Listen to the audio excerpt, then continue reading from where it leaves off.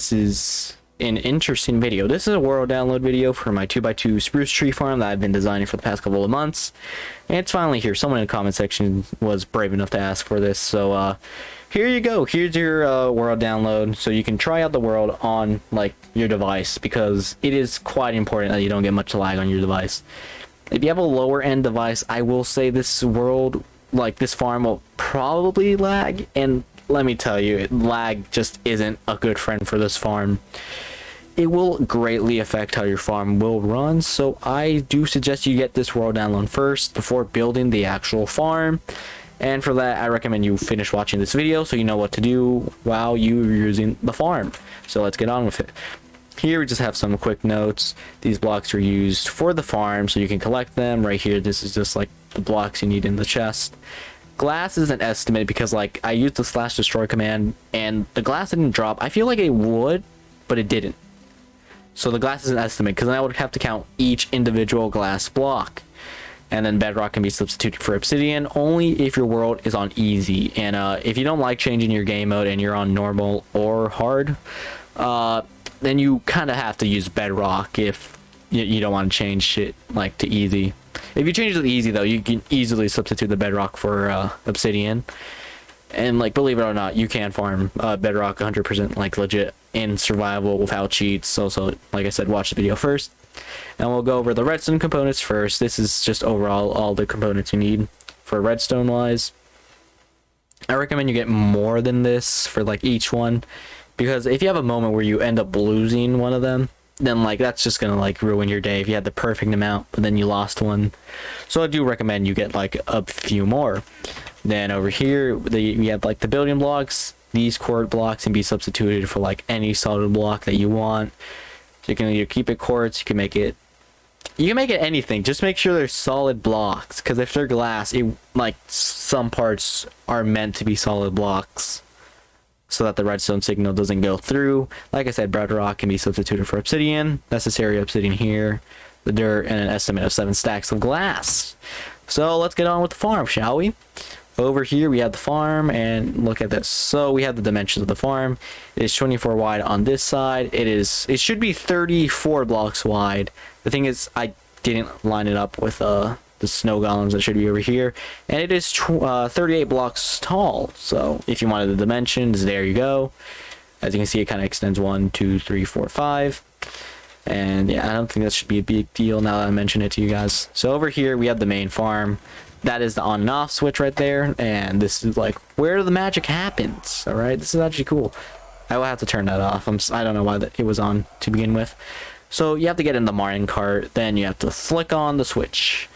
Then you just have to align your cursor just like this. You don't want to align it like this, because then you're just going to end up right clicking on the dispenser and the repeater. You want to line it up on the block, but not too low, because then you also want to hit the sapling hitbox. Because if you like put a sapling, you want to hit the hitbox. See, you're still highlighting the block under it. Well, okay, where is it? You see, you're highlighting the block under it, but you're not highlighting the sapling. You want to get it to where the sapling is highlighted. Then you just want to hold right click or install an auto clicker. I would recommend auto clicker, because that just seems to work. So you line it up, farm activates, it lowers you down just in case you do have an auto clicker, so then you don't just randomly auto click on anything, just like making the farm just like turn off or just breaking anything in general. Then it like pushes you back up, allows for that to grow, and then it puts you back down. And as you can see here, this glass right here is like, it can be substituted for the solid blocks, but I like the glass just to see what's going on. This is mainly to like block any items from falling on you. And as you can see, we do pick up some blocks. Okay, open chat. We do pick up some blocks. We have 5 saplings from here. All right, now we turn off the farm. We're over here. I don't have a collection system that like you can like use. I probably will include it in the tutorial, but here, as you can see, we got like just a bit over 3 stacks from just 2 runs. And then you got a return rate of 13 saplings. So you got an increase of 5 saplings, I believe. And yeah. So now that you know how the farm works, this is the on and off switch. It's just like on and off right there. This is a very directional farm, as I will show you. And we flip to this map. This direction is north, so you have to build it in this direction. because it's important for two reasons. One, the weather cage. The weather cage, it can destroy 4 blocks over here. I'll place 3, and then the 4th one will activate that observer. Then it will activate everything to destroy them. They go all the way down there. That's why it's like directional. And the other reason is how the 2x2 trees actually grow to begin with. So if you put like a sapling down, that will actually be the northwest block. As you can see, I'm facing north, and this is west. This is the northwest sapling. Okay. At the base layer, so basically this layer right here, it needs a 3x3 area. So then this 3x3 area has to be clear of everything except saplings. It can have saplings here. If you have any other blocks here, this will not grow. And then to add on to that, on the second layer up, you can have blocks in a 5x5. So you can't have any like blocks here, all the way over here, and then like into this corner and right here. And that's what really causes a problem for us, because, well, now you have to limit the space that you're working with. Also, there's a problem where, like, trees can't detect grass blocks. So you can put grass blocks like here, and it won't pick it up, right? Because for some reason, they're just like, hey, that's cool. But the problem is if you put these 2 blocks here, like if these 2 blocks of grass, and then you turn on the farm, I will demonstrate it shortly. It will bone meal it. It should grow, and you see this. This is the problem. When you grow a 2x2 spruce tree, it will make this into podzol. Why is that a problem? Because now the farm won't actually be able to work.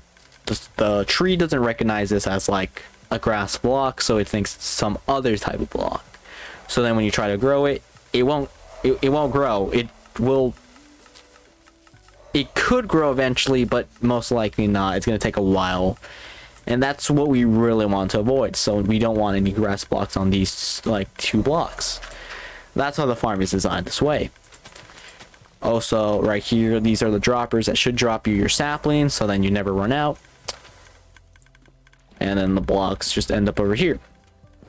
That is the general rundown of this farm. So if like you need troubleshooting with the farm, like if you're like trying to grow and they don't want to grow, then you want to check the 3x3, make sure there's no blocks there, and then the 5x5 area, make sure there's no solid blocks. Because sometimes like if you do run out of like snowballs in the wither cages, some blocks will actually stay there and then like keep the farm actually working. Also, you have to make sure that you do have enough snowballs in your system at all times, because if you run out of snowballs, the system stops working. And the bad thing about this farm, you will need like at least 3 snow golems at all times for this farm. You could try 1. I tried it, and my farm was not able to keep up with it like the snowball farm, because I believe it uses 6 snowballs in like 8 seconds, and like the distribution is weirder because like priority wise, the bottom one gets the most priority like compared to the other ones if it was just like 1 column of hoppers going into the dispensers. So you kind of want to split it up, so 1 golem covers 2, 1 golem covers 2, as you can see there. And let me talk about the golem. Right here we just have a simple like a snowball generator. It's just like you can break this, it will go off, but the thing is here it's taking the read on this hopper to make sure it has a specific amount, and once it has a sufficient amount, it will fire off the snowball generator. And this is to keep the farm from overflowing and having like unwanted snowballs and more lag in the farm, because lag is just not our friend. And that will be discussed in the glass. The glass is mainly for like redstone elevators over here. This should be cyan glass, cyan stained glass. Okay, these are optional blocks, but I recommend you put them anyways, because leaves will grow in this in front of the observers, and that's a problem, because if the observer is like activated, like the piston's activated, it extends out, and then it gets another update there, it's gonna hold back the entire farm. So these should like retract. But because it's like retracted, these fence gates are making contact with this block, but that would be above the push limit, so then this wouldn't actually be able to retract anymore, causing the entire thing to break, and like your leaf crushers won't work. And if you didn't know, these were leaf crushers, so we could get like a sufficient amount of like leaves back. Same thing over here, prevent unwanted updates by covering up your observers. And back here, same thing. And yeah, that should be a general rundown redstone wise. I won't go over the redstone until like the tutorial, if that's what people want. We have ether hopper clock so that everything's perfectly timed with the system. This system should run to like every 13 seconds. So you can almost get like a perfect 5 activations per minute. On average, I see you get at least more than a stack every like activation. So you're already talking about like at a minimum 240 blocks a minute, which should be equivalent to 14,000 wood blocks an hour. If the farm is like working like on average, like you don't get like very unlucky, then you should get at least 19,000 wood blocks an hour. And yeah, that's what I really love about this farm. It's really good. It was designed by me, and I already built this in my survival world. I would show you guys, but like it's just a world download video. So yeah, that's all for today. I hope you guys enjoyed that one person who wanted it. There you go, like that's your world download. If you have any more questions, just come back to the video, ask the questions below. I will answer. I was lucky that I checked the comment section at that time, so there you go. So anyways, thank you guys for watching and have a good day.